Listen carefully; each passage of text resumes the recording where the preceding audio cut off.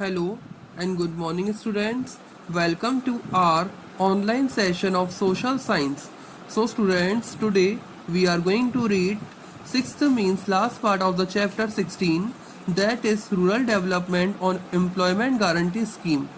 So, students, let's recall the first what we read in the last part of the video. We read about the topic social audit and importance of social audit. That audit is very important in any scheme and work. We also read about the committees for redressal of complaints at different level. So, students, let's begin the chapter with its continuation. So students, let's start the 16.5 topic, that is works taken up under the scheme. Works taken up under the scheme means scheme के under कराए जाने वाले कार्य. तो इस scheme means national rural employment guarantee scheme के अंदर कौन कौन से काम कराए जाते हैं. For providing employment to the people of rural areas, certain works have been specified under the National Rural Employment Guarantee Schemes. It means कि गांव के लोगों को एम्प्लॉयमेंट प्रोवाइड करते हुए एम्प्लॉयमेंट प्रोवाइड करने के लिए कुछ सर्टेन वर्क्स जो है वो स्पेसिफाइड किए जाते हैं national rural employment guarantee scheme के अंडर. कुछ काम जो है, कुछ वर्क्स जो है वो स्पेसिफाइड किए जाते हैं. The works specified in the act are under. तो जो वर्क स्पेसिफाई किए जाते हैं वो कौन कौन से हैं और किसके अंडर में वो स्पेसिफाइड किए जाते हैं. The first is augmentation and conservation of water resources. तो ऑगमेंटेशन का मीन्स क्या होता है? बढ़ाना, इंक्रीज करना, वृद्धि करना. तो वाटर रिसोर्सेज को बढ़ाना, इंक्रीज करना, वृद्धि करना, ठीक है, या उनको कंजर्व करना. कंजर्व मीन्स सुरक्षित करना, संरक्षण करना. तो वाटर रिसोर्सेज को बढ़ाना, इंक्रीज करना और उनका संरक्षण करना.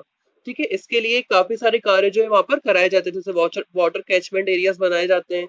ठीक है, उसमें काफी लोगों से काम करवाया जाता है. तो फर्स्ट है आपका augmentation and conservation of water resources. Second है afforestation and plantation programme to prevent drought condition. तो ड्रॉट कंडीशन को प्रिवेंट करने के लिए, रोकने के लिए जगह जगह पर प्लांटेशन करना. ठीक है, प्लांटेशन, एफोरेस्टेशन भी यही होता है, मतलब वृक्ष वगैरह लगाने की जो प्रोसेस होती है उसे हम एफोरेस्टेशन बोलते हैं, प्लांटेशन होता है. ठीक है, तो प्लांटेशन प्रोग्राम को बढ़ावा देना ताकि ड्रॉट कंडीशन को, देखो ड्रॉट कंडीशन को रोका जाने के लिए ज्यादा से ज्यादा, अगर हम जितने ज्यादा पेड़ लगाएंगे उतने ज्यादा पानी होगा, उतनी ज्यादा बारिश होगी, तो उससे ज्यादा से ज्यादा पेड़ लगाने को प्रोत्साहित करना. थर्ड है canals and small medium irrigation projects. Canals और छोटे और मीडियम इरिगेशन प्रोजेक्ट्स को स्टैब्लिश करना. फोर्थ है irrigation facilities, horticulture development and land improvement program on the land of scheduled castes and scheduled tribes. Means irrigation facilities, horticulture development हो गया, या land improvement program को scheduled castes और scheduled tribes के lands पर establish कराना, सही करवाना. ठीक है, families living below poverty line, beneficiary of land development program और beneficiary of Indira Awas Yojana. Means जो बीपीएल के नीचे, ठीक है, जो लैंड डेवलपमेंट प्रोग्राम स्टेब्लिश करना, ठीक है, इंदिरा आवास योजना वगैरह को स्थापित करना, स्टैब्लिश करना. तो इन सारी मींस की लैंड इंप्रूवमेंट जैसे प्रोग्राम्स जो है वो चलाते रहना. ठीक है, नेक्स्ट पॉइंट है development and improvement of traditional water resources. जो ट्रेडिशनल, जो पुराने वाटर रिसोर्सेज है उनका डेवलपमेंट और इंप्रूवमेंट करना. नेक्स्ट है लैंड डेवलपमेंट वर्क स्टार्ट करना. इसके बाद है next flood control and protection of drainage arrangement in areas of water clogging. Means बाढ़ को नियंत्रित करना, फ्लड कंट्रोल करना, उस प्रोटेक्शन करना. इसके अलावा जो जमा वाले एरियाज है जहाँ पे पानी वगैरह इकट्ठा हो जाता है वहां पर ड्रेनेज की व्यवस्था करना. Perennial roads in rural areas means की रूरल एरियाज में पेरेनियल रोड्स को स्टैब्लिश करना. मींस एक गांव से दूसरे गांव में आने जाने के लिए सड़कों का निर्माण करना ताकि एक गांव से दूसरे गांव में आया जा सके. Okay, now the next point is any other work notified by central government in consultation with the state government. और ऐसे जो काम जो सेंट्रल गवर्नमेंट के द्वारा नोटिफाइड किए गए हैं उससे स्टेट गवर्नमेंट की हेल्प से उसे पूरे करवाना. तो इस तरीके से जो कुछ काम है वो करवाए जाते हैं national rural employment guarantee act के अंदर. In Madhya Pradesh projects have been formulated under the state plan. तो मध्य प्रदेश में स्टेट प्लान के अंडर में कुछ प्रोजेक्ट्स जो फॉर्मुलेटेड किए गए, बनाए गए हैं. These projects have been formulated keeping in view the guidelines of the scheme. इन प्रोजेक्ट को स्कीम की गाइडलाइंस के बेसिस पर फॉर्म किया गया है. They are. तो ये बहुत इंपॉर्टेंट है स्टूडेंट्स, यहाँ से एक आध क्वेश्चन पूछा जा सकता है. तो पहले प्रोविजन दिया गया है, फिर डिटेल्स है और उस स्कीम प्रोजेक्ट का नेम है। तो बेनिफिशियरी ओरिएंटेड स्कीम्स है ये।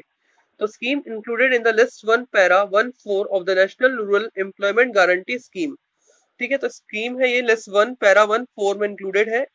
National rural employment guarantee act, irrigation facility, Kapildhara, horticulture fruit plantation, Nandan Nandan Phalodyan, land improvement, Bhoomi Shilp plantation, silk sub plan plantation, Nirmal Vatika and irrigation Meenakshi.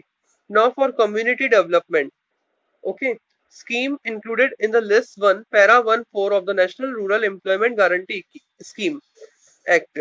तो ये स्कीम जो है लिस्ट 1 पैरा 1(4) के national rural employment guarantee act में है। तो फर्स्ट है आपका water harvesting and augmentation of water resources, that is shell fund. Next है प्लांटेशन, वान्या sub plan, construction of canals, Sahastradhara, irrigation, Nirmal Neer, irrigation, construction chain on streams. तो ये कुछ कम्युनिटी डेवलपमेंट स्कीम्स जो है वो फॉर्मुलेटेड की गई हैं और ऊपर जो हमने पढ़ी बेनिफिशियरी ओरिएंटेड स्कीम्स थी।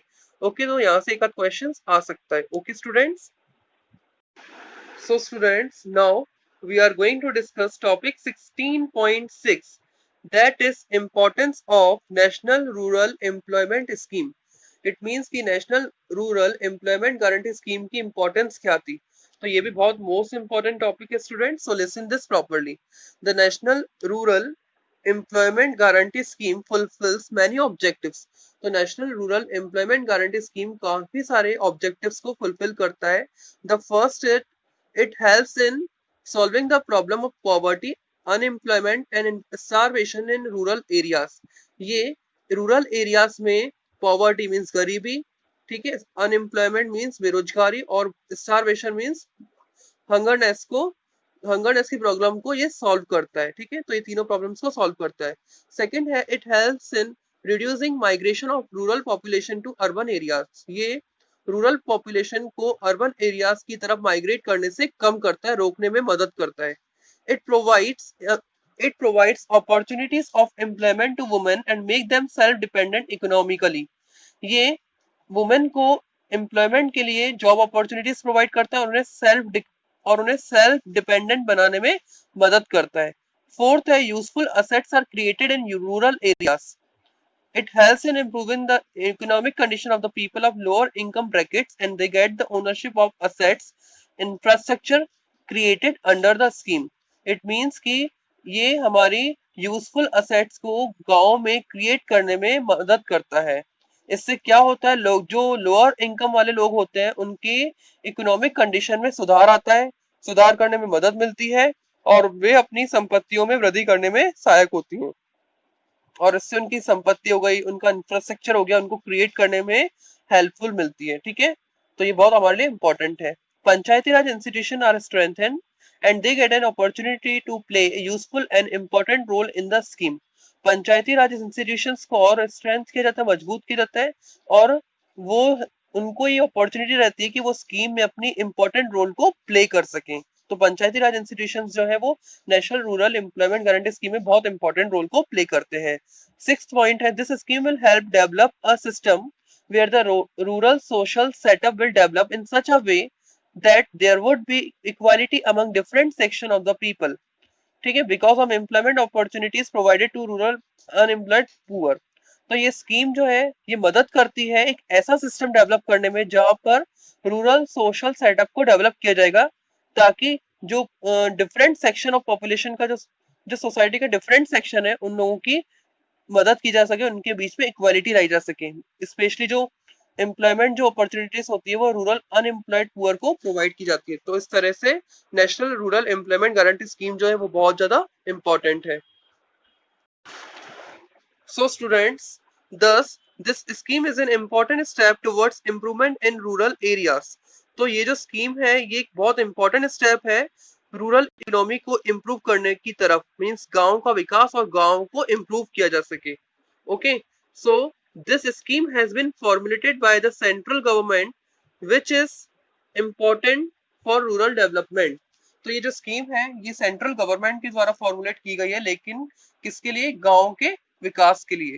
The responsibility of its successful implementation, however, is the respective state government. लेकिन इसके सक्सेसफुल इम्प्लीमेंटेशन की जो जिम्मेदारी है वो राज्य सरकार की है, मतलब स्टेट गवर्नमेंट्स की है। ठीक है, बनाई सेंट्रल गवर्नमेंट ने, लेकिन इसको पूरा करना, इसको इम्प्लीमेंट करवाना राज्य सरकार की जिम्मेदारी है। Under section 4(1) of national rural employment guarantee act, a state plan has been formulated in Madhya Pradesh. तो section 4(1) national rural employment guarantee act के अंडर एक स्टेट प्लान जो है मध्य प्रदेश में फॉर्मुलेट किया गया है। Madhya Pradesh has predominance of scheduled tribes population. Madhya Pradesh में शेड्यूल्ड ट्राइब्स पॉपुलेशन जो है उसका प्रीडोमिनेंस है, मतलब बहुत पहले से ही इनका वर्चस्व वहां रहा है। ठीक है, most of this tribes live in remote areas where there is a great need for facilities like employment, education, agriculture facilities and safe drinking water. तो काफी सारी जो ट्राइब्स हैं जो दूर दराज के इलाकों में रहती हैं, वहां पर बहुत स्पेशली जरूरत है इन सारी फैसिलिटीज, जैसे एम्प्लॉयमेंट हो गया, एजुकेशन हो गया, एग्रीकल्चर हो गया, इरिगेशन फैसिलिटीज हो गया, सेफ ड्रिंकिंग वाटर फैसिलिटीज हो गया। तो इन सारे इलाकों में, इन सारे रिमोट एरियाज में, दूर दराज के गाँव में इन सारी चीजों की बहुत ज्यादा जरूरत है गाँव के विकास के लिए। दस this scheme is all more beneficiaries for all this state. तो इसीलिए ये जो स्कीम है बहुत ज्यादा बेनिफिशियल है इस स्टेट के लिए। The state of Madhya Pradesh is making all efforts to bring about improvement in the living condition of the poor people and scheduled tribes family by giving them employment under this scheme. तो मध्य प्रदेश सरकार जो है, मध्य प्रदेश की जो government है, वो काफी सारे एफर्ट्स जो लगा रही है, काफी सारे एफर्ट्स लगा रही है ताकि जो पुअर पीपल है या जो शेड्यूल्ड ट्राइब्स फैमिलीज हैं जो वहाँ पे रह रही हैं, उनकी कंडीशंस में इम्प्रूव लाया जा सके, उनको एम्प्लॉयमेंट देकर। तो इस तरीके से national rural employment guarantee act के अंदर इम्प्रूवमेंट लाकर लोगों को रोजगार प्रदान करके, ठीक है, उनके जीवन स्तर में और सुधार लाया जा सकता है। तो इस तरीके से मध्य प्रदेश सरकार ने इस स्कीम को सफलतापूर्वक संचालित करती आ रही है और इसका रखरखाव करती आ रही है। तो इस तरीके से एमपी गवर्नमेंट ने इसको पूरा किया है ताकि लोगों के जीवन को सुधारा जा सके और उनका विकास किया जा सके, मींस उनको एम्प्लॉयमेंट प्रोवाइड किया जा सके। तो इस तरीके से एम्प्लॉयमेंट को प्रोवाइड करते हुए उनको ये स्कीम का फायदा जो है मिल रहा है। Okay students, so students, let's discuss the exercise of the chapter. The very important exercise of this chapter, the first question is choose the correct options. तो हमको 4 ऑप्शंस दिए, वहां से हमें आंसर को सिलेक्ट करना है। The first is employment under national rural employment guarantee scheme is made available for. जो एम्प्लॉयमेंट है national rural employment guarantee scheme के अंदर, वो अवेलेबल कराया जाता है कितने दिनों के लिए? 100 डेज के लिए, 150 डेज के लिए, 200 डेज के लिए या 1 ईयर के लिए? तुम्हारा आंसर हो जाएगा फर्स्ट, 100 डेज के लिए।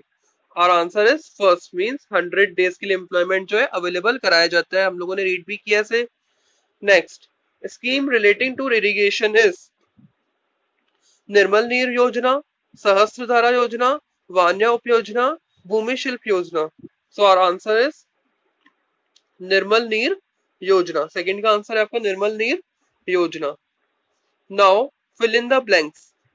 ओके, तो फिल इन द ब्लैंक्स हम लोग डिस्कस करेंगे। तो फर्स्ट है हमारा, aim of the national rural employment guarantee scheme is to generate. National rural employment guarantee scheme का उद्देश्य क्या है? इस स्कीम का मेन उद्देश्य क्या था?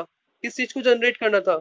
हमारा आंसर हो जाएगा एम्प्लॉयमेंट। तो फर्स्ट फिलअप का आंसर है हमारा एम्प्लॉयमेंट। तो national rural employment guarantee scheme को का उद्देश्य क्या था? एम्प्लॉयमेंट को जनरेट करना। एम्प्लॉयमेंट है फर्स्ट का answer. Second, such members of the families are given work under the national rural employment guarantee scheme who have।